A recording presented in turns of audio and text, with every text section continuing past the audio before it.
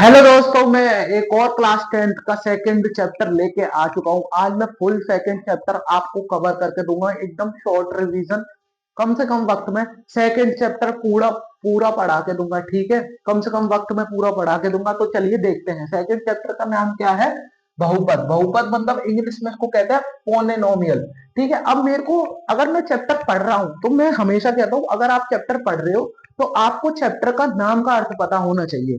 तो अगर मैं बहुपद बहुपद को जानने की कोशिश करूं बहुपद को जानने की कोशिश करूं तो अगर मैं इसका संधि विच्छेद करके देखता हूं इस शब्द का, तो मेरे को दो शब्द प्राप्त होते हैं। एक तो देखो बहु बहु प्राप्त होता है, बहु, और एक पद प्राप्त होता है। ठीक है, एक तो बहु प्राप्त होता है, एक पद प्राप्त होता है।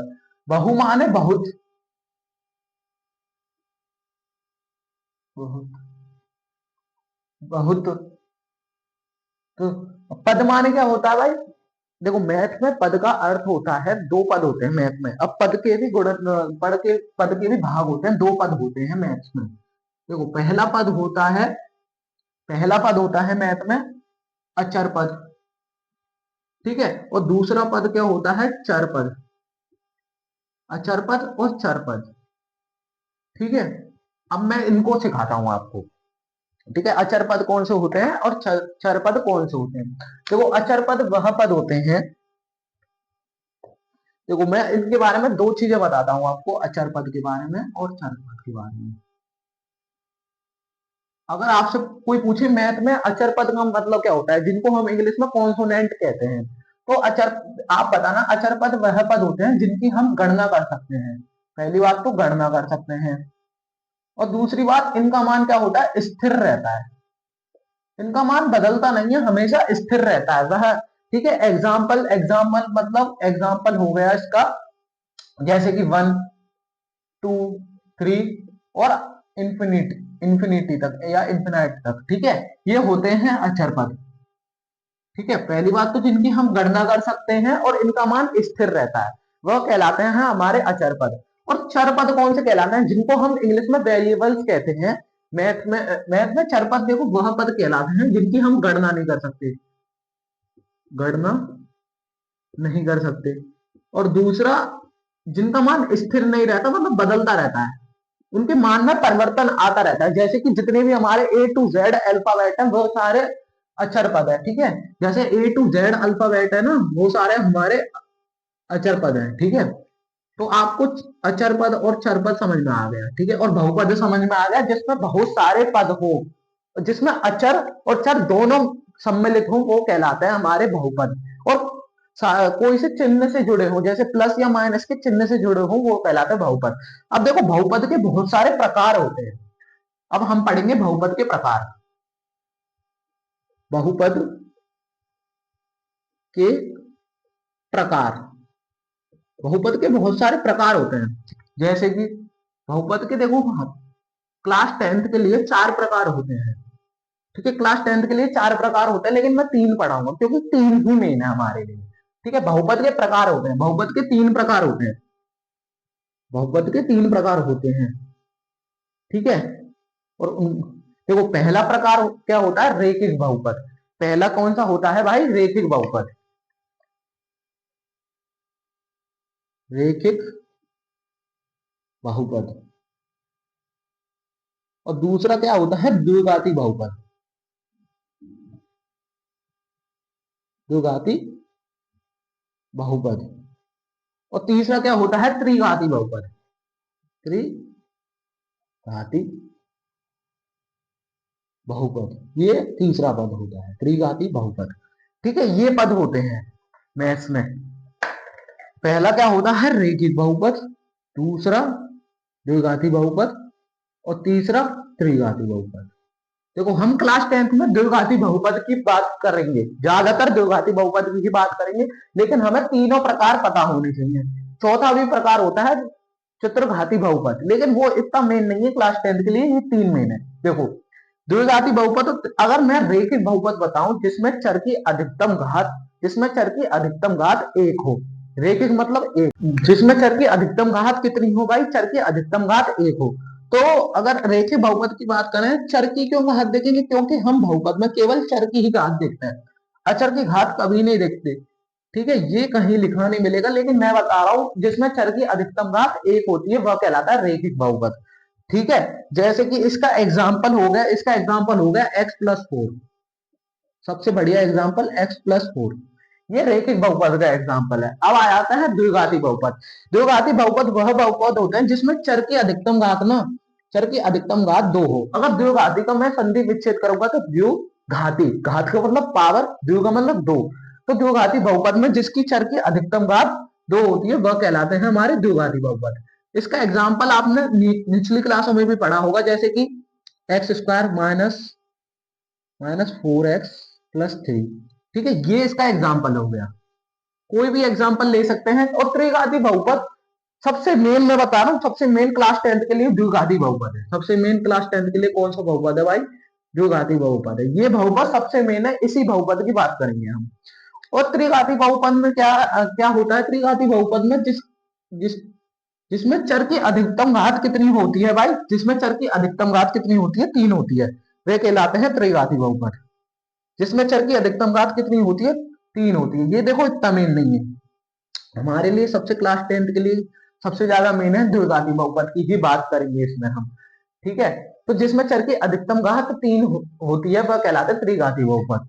और द्विघाती बहुपद जिसमें चर की अधिकतम घात 2 होती है वह कहलाते हैं द्विघाती बहुपद। और रैखिक बहुपद जिसमें चर की अधिकतम घात 2 होती है। ठीक है, ये हमने बहुपद पूरा खत्म कर दिया एकदम आगे से नीचे तक। आपको अब कोई बहुपद पूछेगा ना, आप कहीं नहीं फंस सकते कि बहुपद क्या होता है क्या नहीं होता है, आप पूरा बता दोगे इसको।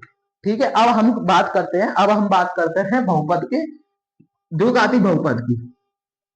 ठीक है, मैंने देखो द्विघाती बहुपद बता दिया है, द्विघाती बहुपद बता दिया है क्या होता है क्या नहीं होता है। द्विघाती बहुपद की बहुपद बहुपद ठीक है, द्विघाती बहुपद मैंने बता दिया है क्या होता है क्या नहीं होता है, फिर भी आप एक और बात समझ लीजिए।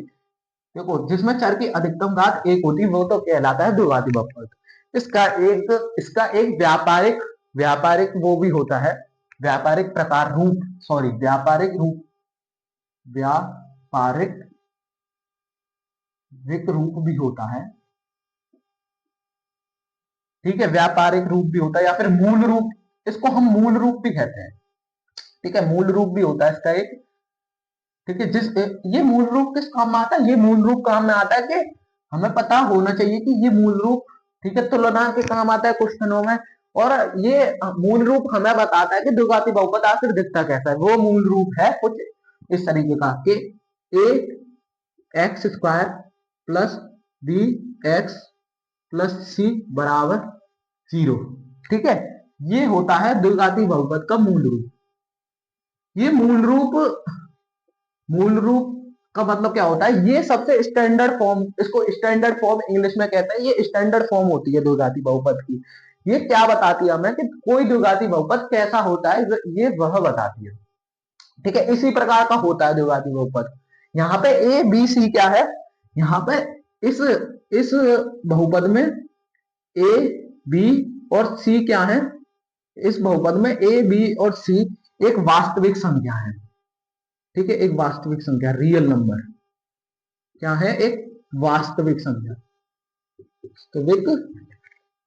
वास्तविक संख्या।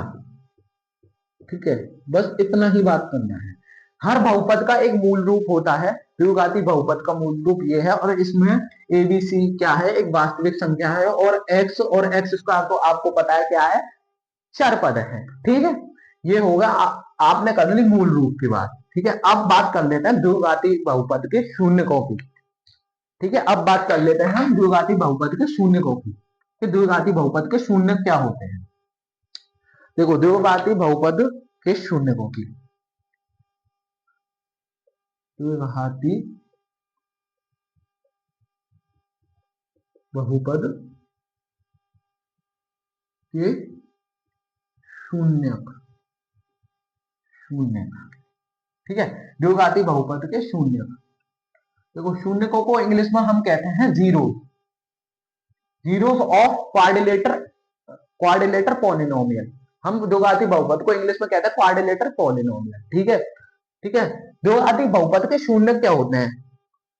शून्यक वह होते हैं, किसी भी बहुपद के शून्यक होते हैं, शून्यक वह होते हैं जो गुणनखंड करके प्राप्त प्राप्त होते हैं, गुणनखंड करके प्राप्त होते हैं, गुणनखंड करके प्राप्त होते हैं। कैसे कैसे कुछ समझ में नहीं आया, गुणनखंड करके कैसे प्राप्त होता है? अब मैंने आपको कोई द्विघाती बहुपद दे दिया, मैंने मान लो आपको कोई द्विघाती बहुपद दे दिया, मैंने दे दिया आपको एक्स स्क्वायर माइनस 9, ये मैंने द्विघाती बहुपद दे दिया और बराबर 0। ठीक है, बराबर 0। तुलना करना आपको 9th क्लास में सिखाया होगा, इसलिए मैं तुलना नहीं बताऊंगा कैसे करी जाती है, लेकिन मैं बताऊंगा इसको सॉल्व कैसे कराया जाता है। अच्छा, अगर मैं इसको ऐसे लिख सकता हूं, एक्स का स्क्वायर माइनस 9 किसका स्क्वायर है भाई? 3 का स्क्वायर। तो मैं इसको ऐसे भी तो लिख सकता हूं 3 का स्क्वायर बराबर 0। यहाँ पे एक सर्व संख्या प्रयोग होगी। सर्व संख्या कौन सी प्रयोग होगी कि मैं अगर x को a मान लूता, a मान लेता हूं तो a का स्क्वायर माइनस 3 को b मान लेता हूं तो b का स्क्वायर। a का स्क्वायर माइनस b का स्क्वायर बराबर क्या होता है? a का स्क्वायर माइनस b का स्क्वायर होता है एक ब्रैकेट में a प्लस b का स्क्वायर और दूसरे ब्रैकेट में a माइनस b का स्क्वायर। ठीक है, तो इससे क्या निकला आएगा कि हमारा एक ब्रैकेट में निकल आएगा x प्लस 3 और x माइनस 3 बराबर 0। अब हम क्या करेंगे कि 0 है ना, ये ब्रैकेट है ना, पहला ब्रैकेट, इसको पहले 0 के बराबर रख देंगे, फिर ये दूसरा ब्रैकेट है ना, इसको भी 0 के बराबर रख देंगे। कैसे? x प्लस 3 बराबर 0 है ना, तो अगर मैं इस 3 को वहां पे ले जाऊंगा, ये यहाँ पर प्लस में वहां पे जाके माइनस में आ जाएगा, तो x बराबर माइनस 3 आ जाएगा। ठीक है, और दूसरे ब्रैकेट को अगर मैं रख देता हूं, दूसरे ब्रैकेट को अगर मैं रख देता हूं 0 के बराबर, यहाँ पे 3 माइनस था, वहां पे जाके प्लस में हो जाएगा, तो x बराबर प्लस का 3 आ जाएगा। तो ये जो दोनों आए हैं ना, ये दोनों क्या कहलाते हैं? ये दोनों कहलाते हैं भाई द्विघाती बहुपद के शून्यक। ये हमने गुणनखंड करके निकाले।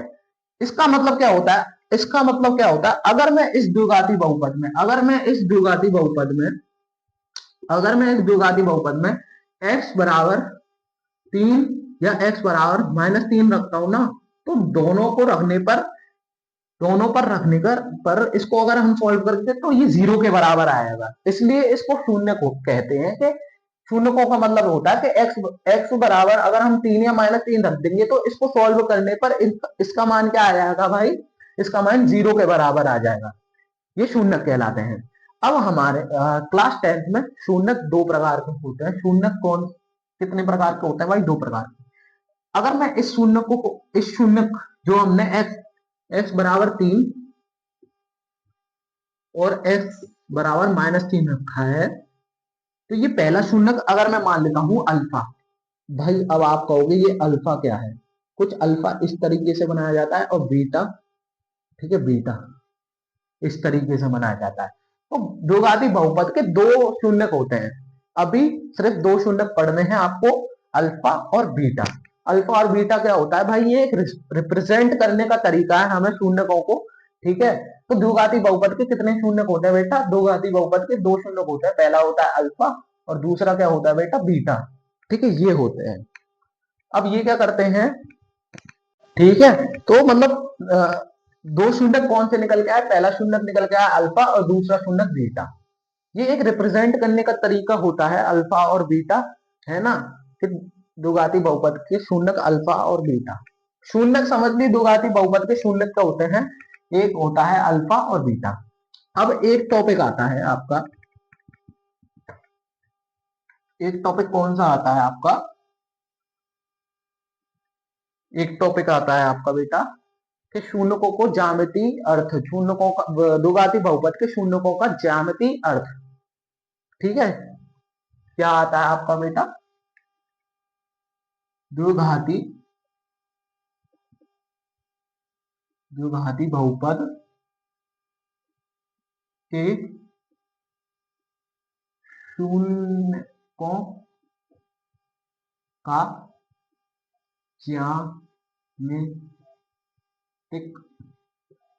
ज्यामितिक अर्थ। भाई ये क्या बना है? देखो, सबसे पहले तो द्विघाती बहुपद को हम ज्यामिति के तरीके से सीखेंगे। तो पहले आपको यही पता होना चाहिए कि इसमें ज्यामिति का अर्थ क्या है। देखो मैथ में ज्यामिति का अर्थ होता है कि किसी भी चीज को आकृति, आकार, कोणों के माध्यम से दर्शाना ही ज्यामिति कहलाती है। मैथ में ज्यामिति का अर्थ क्या होता है?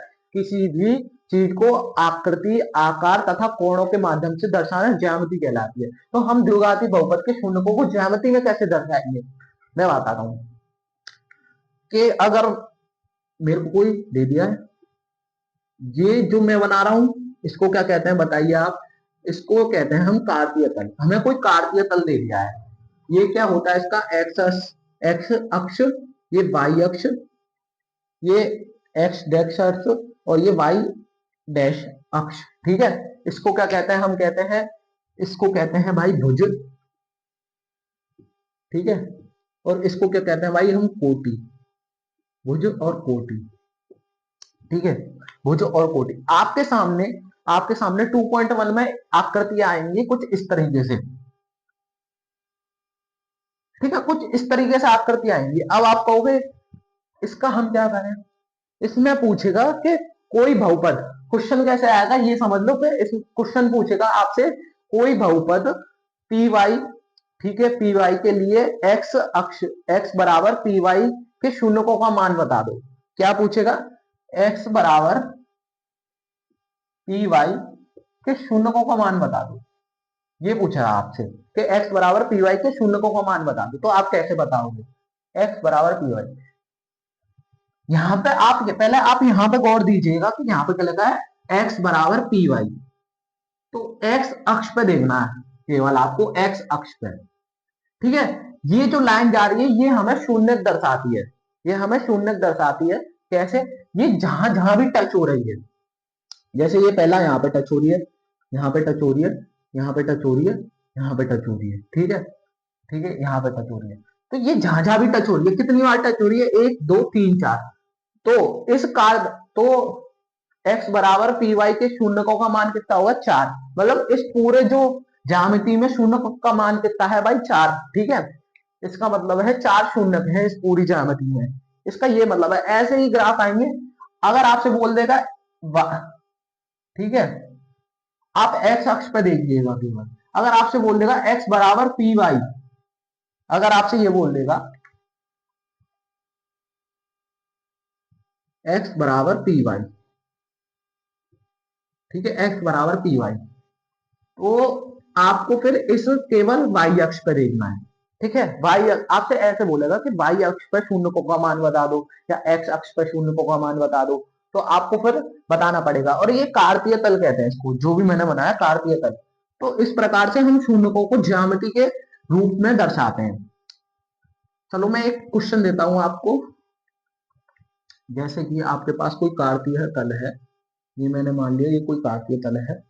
ये है इसका एक्स अक्ष, ये इसका वाई अक्ष, ये है इसका एक्स अक्ष, ये है इसका वाई एक्स अक्ष। ठीक है, वाई एक्स अक्ष यहां से शुरू हुआ। ठीक है, अब मेरे को यहाँ पे वाई अक्ष पे शून्यकों के मान बता दीजिए। ठीक है, मैं ये कह रहा हूं, तो आप क्या कहोगे? यहाँ पे देखो कितनी बार छू रही है। आपको केवल ये देखना है कि कितनी बार छूटी है, ये नहीं देखना कितने टाइम तक के लिए छूटी है। यहाँ पे देखो एक बार तो यहाँ पे छू रही है सबसे स्टार्टिंग पे। ठीक है, एक बार यहाँ पे छू रही है। यहाँ पे ये मत देखो कितने टाइम तक के लिए छू रही है। ठीक है, और तीसरी बार यहाँ पे छू रही है। ठीक है, तो शून्यकों का मान क्या हो गया? शून्यकों का मान हो गया भाई यहाँ पे 3। यहाँ पे ये मत देखो कि कितने टाइम के लिए छू रही है, यहाँ पे ये देखना है केवल आपके पास के एक्स अक्ष पर कितनी बार छू रही है। तो केवल 3 बार छूटी है। ठीक है, केवल 3 बार छू रही है ना? तो ये होगा द्विघाती बहुपद के शून्यकों को ज्यामितिक अर्थ, मतलब ज्यामिति के रूप से दर्शा रहे हैं हम शून्यकों को। ठीक है, अब आता है सबसे लास्ट टॉपिक और सबसे मेन टॉपिक, जहां से आपका एक क्वेश्चन बनता ही है। ये जो मैंने पिछला टॉपिक समझाया, यहाँ से आपके एक एमसीक्यू बनेगा ही बनेगा। और ये जो टॉपिक समझा रहा हूँ यहाँ से शॉर्ट लॉन्ग या फिर कोई भी क्वेश्चन बन सकता है, ठीक है, शॉर्ट लॉन्ग वेरी शॉर्ट कोई भी क्वेश्चन बन सकता है। तो अब मैं आपको समझा रहा हूँ द्विघाती बहुपद, द्विघाती द्विघाती बहुपद, द्विघाती बहुपद के शून्यकों तथा गुणांकों के बीच बीच संबंध, संबंध, ठीक है।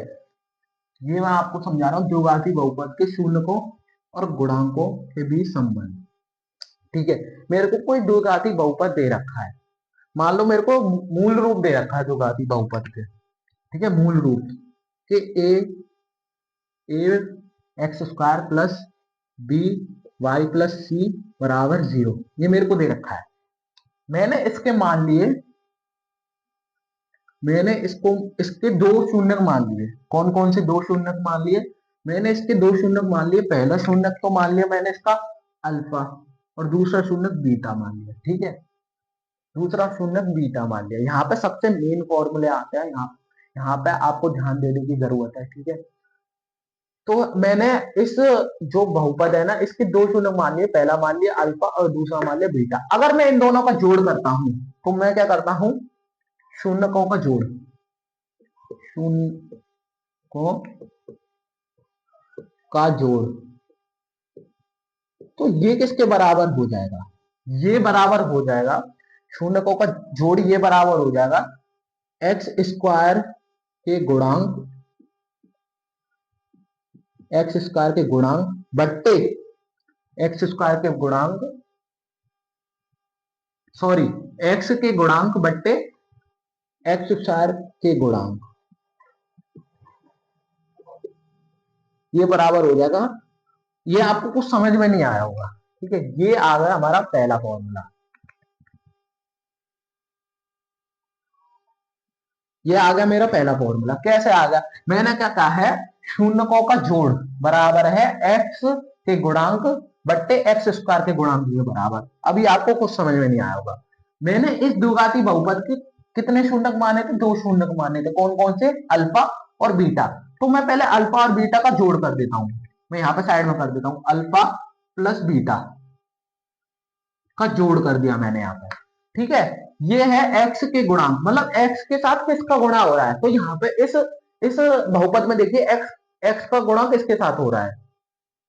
तो ये हो रहा है, यहाँ पे एक और चीज लगा लीजिएगा, यहाँ पे माइनस है, माइनस एक्स स्क्वायर के गुणांक। तो एक्स स्क्वायर का गुणांक किसके साथ हो रहा है? b के साथ, ठीक है। तो लेकिन माइनस लगा है, ठीक है। एक्स स्क्वायर का गुणा किसके साथ हो रहा है? b के साथ, तो माइनस b, तो यहाँ पे आ जाएगा ऊपर माइनस b। और एक्स स्क्वायर का गुणांक, ठीक है, तो a, एक्स स्क्वायर का गुणांक क्या है? a है, और b किसका गुणांक है? x का गुणांक है, ठीक है। तो b किसका गुणांक है? x का गुणांक है। तो ये तो पहला फॉर्मूला हो गया। अगर हमें किसी भी द्विघाती बहुपद में पूछेगा, हमें क्वेश्चन देगा द्विघाती बहुपद के शून्यकों तथा गुणांकों के बीच संबंध बता दो, तो हम ऐसे बताएंगे।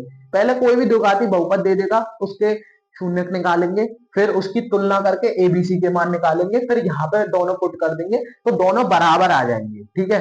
ये हो गया पहला फॉर्मूला हमारा, ठीक है, ये हो गया पहला फॉर्मूला। अब दूसरा फॉर्मूला कौन सा है? दूसरा फॉर्मूला है हमारा,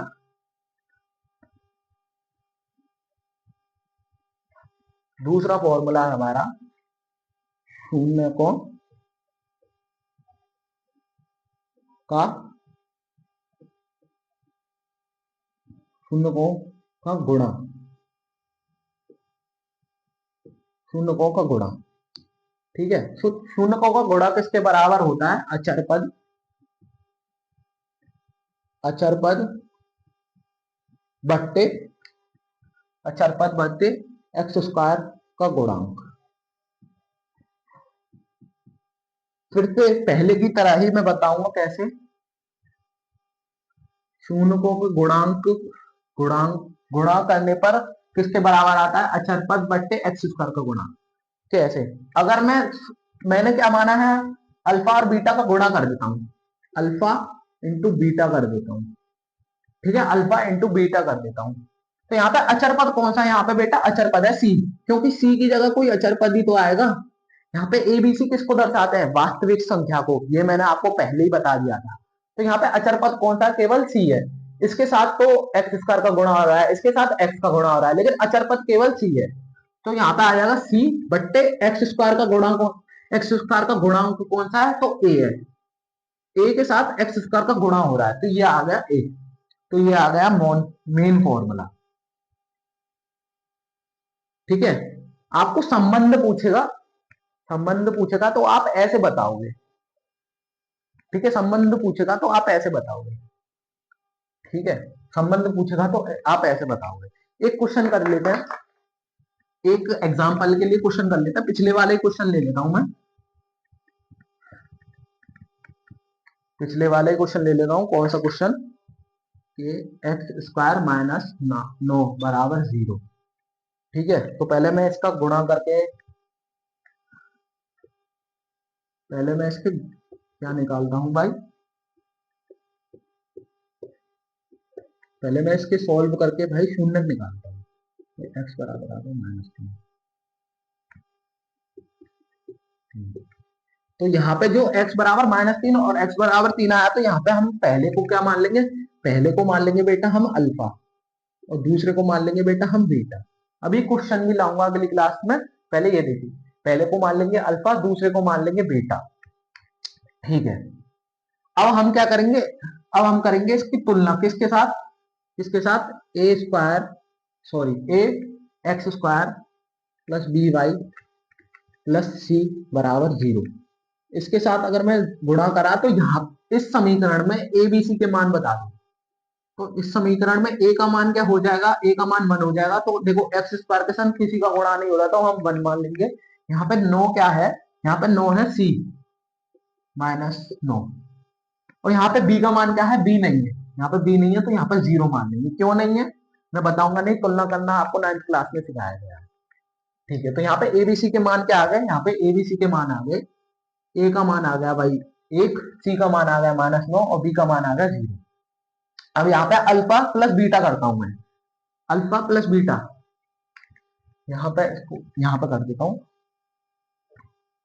अल्फा प्लस बीटा कितना होता है, -b/a, ठीक है। अल्फा अल्फा हमारे पास कितना है, -3, और बीटा कितना है, +3, बराबर बी हमारे पास कितना है 0, और ए हमारे पास कितना है 1।